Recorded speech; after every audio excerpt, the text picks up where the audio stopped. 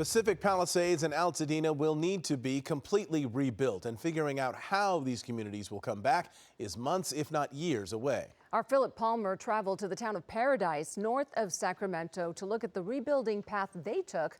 Paradise was leveled by the Camp Fire 6 years ago. In this 7 on Your Side Solutions report, Philip shows us how Paradise is becoming a fire-resilient town. The Camp Fire destroyed more than lives and homes. On November 8th of 2018, it destroyed the community many of the 26,000 residents were drawn to. In the immediate aftermath, the desire of some was to rebuild the town just as it was. But for others, the new Paradise had to be different than the old. It was really important to us that we learned lessons from what happened here and that we share those. But we're really looking at the science that exists now to make it better here. Paradise was a blank slate 6 years ago, and the path of least resistance would have been to rush a timeline and allow residents to rebuild immediately. Instead, political leadership decided to require building standards never seen before in an effort to avoid repeating history. We live in a wildland urban interface. We know that there's a chance of wildfires. Let's do something about it. Paradise is currently the only city in the United States to require all new homes meet the wildfire prepared home standards established by the Insurance Institute for Business and Home Safety.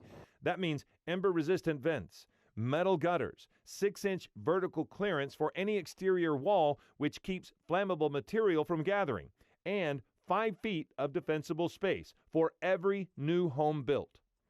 You can't burn lava rock, okay? It's simply as that. Many of the changes you would likely never even know were fire safe. This looks like wood, but it's not. It does look like wood. And when my wife and I designed our home, I didn't want to have a home that looked like a bunker. Mm-hmm. I wanted something that looked like a home.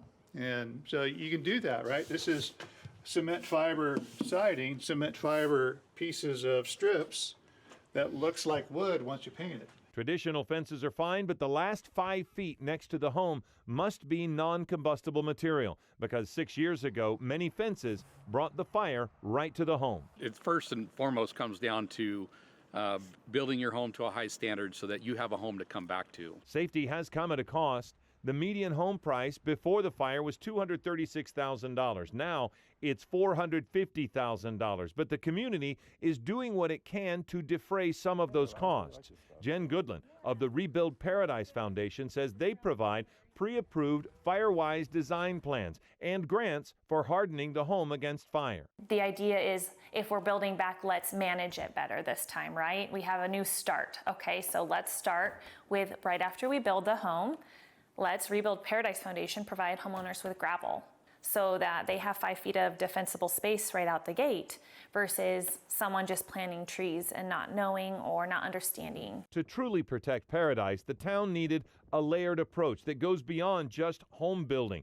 Outside of town, hundreds of thousands of trees are being removed to slow the intensity of any fire as it approaches. Inside Paradise, PG&E has worked for years to move more utilities underground. When they're finished, the only power lines you'll see above ground will be outside of Paradise.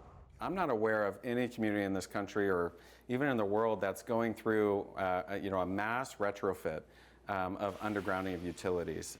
Roads have also been widened and reconfigured to have 1 lane leading into town and potentially 3 lanes leading out because 6 years ago, people died in their cars trying to evacuate. So we're building the houses, but also the town. We're rebuilding town in a way to be able to withstand something as catastrophic as the Camp Fire if it were to happen 100 years from now. Many residents in Paradise likely would have built back safer regardless of the tougher standards now in place. But by making it a requirement, each fire-safe home protects the family living next door. And that's a message people in Paradise hope Southern California hears. I hope that the town leadership is thinking long-term for that community about the building codes that they set, because it would be a complete disaster, a complete tragedy to waste the opportunity that they have right now to build back safer and stronger. Philip Palmer, ABC 7 Eyewitness News.